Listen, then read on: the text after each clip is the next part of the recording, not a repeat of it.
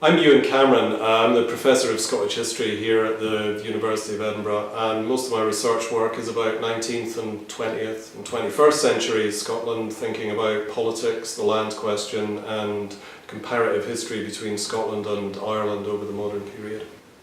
Okay, a brief synopsis of my course involves the study of the relationships and connections and comparisons between Scotland and Ireland from the late 18th century to about the outbreak of the Second World War.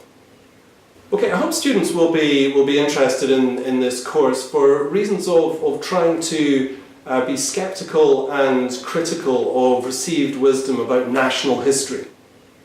The second point is to try and emphasise the value of comparison and of testing received ideas about national history against another form of history. Another reason for studying the course is to learn something about the way in which historians write about history, because the traditions of writing about history in Scotland have been very different from the traditions of writing about history in Ireland.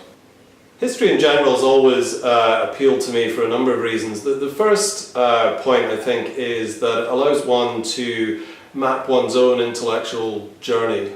History is such a broad discipline that you can take your own interests and background into the subject and frame your own questions and develop your own research projects and ideas. So it's the personal fulfillment of that kind of democratic research path that interests me, first of all.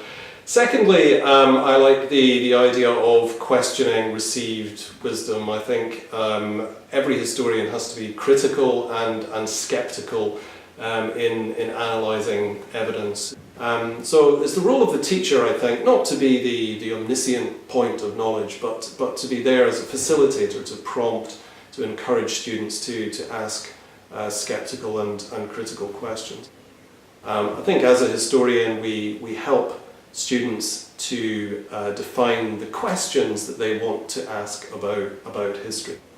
But what excites me particularly about the interactive online version of the course is it's got the potential to reach a much wider constituency of students and thereby to draw in a much wider set of interests and perspectives to the discussion of Scottish and Irish history. So it's the sheer diversity of potential student that really excites me about teaching this course in the digital classroom, if you like, as opposed to the bricks and mortar classroom.